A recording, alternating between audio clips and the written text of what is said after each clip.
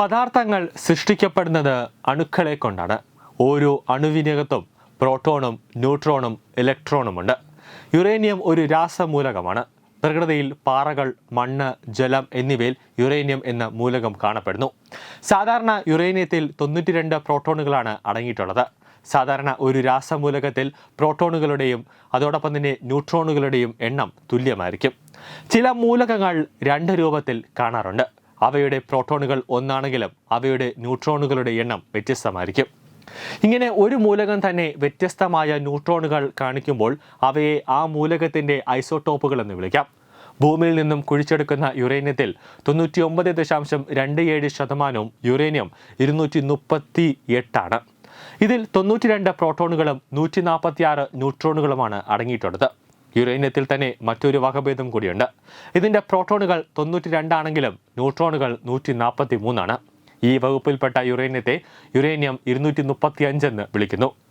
പ്രകൃതിയിൽ നിന്നും ആകെ കുഴിച്ചെടുക്കുന്ന യുറേനിയത്തിൽ 0.72% മാത്രമേ യുറേനിയം 235 പെടുന്നുള്ളൂ. യുറേനിയം 235 മാത്രമേ ആണവായുധം ഉണ്ടാക്കുന്നതിനുള്ള ശേഷിയുള്ളൂ. യുറേനിയം 235 മാത്രമേ ഒരു ആണവ വിഘടനം എന്ന ഇടതടവില്ലാതെ സംഭവിക്കുന്ന പ്രതിപ്രവർത്തനം നടത്താനുള്ള ശേഷിയുള്ളൂ. ആണവായുധത്തിൽ ഈ ചെയിൻ റിയാക്ഷൻ സെക്കൻഡിന്റെ ഒരു അംശത്തിനുള്ളിൽ സംഭവിക്കുകയും വൻ സ്ഫോടനം ഉണ്ടാകുകയും ചെയ്യും. ആണവായുധം നിർമ്മിക്കുന്നതിനും യുറേനിയം എന്ന മൂലകം ഉപയോഗിക്കുന്നുണ്ട്. യുറേനിയത്തെ സമ്പുഷ്ടമാക്കുക എന്നതിനർത്ഥം സ്വാഭാവികമായി ലഭിക്കുന്ന യുറേനിയം എന്ന രാസമൂലം എടുത്ത യുറേനിയം 235 അനുപാതം വർദ്ധിപ്പിക്കുകയും യുറേനിയം 238 നീക്കം ചെയ്യുകയും ചെയ്യുക എന്നതാണ്.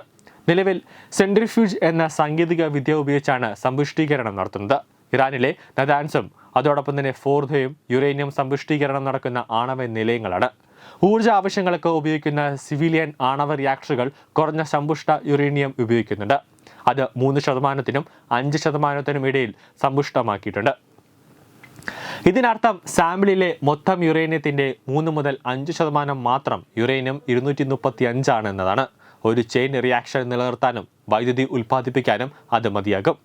20% മാത്രം യുറേനിയം 235 ഉപയോഗിച്ചാൽ ഒരു ആണവായുധം നിർമ്മിക്കാൻ കഴിയും. എന്നാൽ യുറേനിയം കൂടുതൽ സമ്പുഷ്ടമാകുന്നതോറും ആയുധം ചെറുതും ഭാരം കുറഞ്ഞതുമാകും.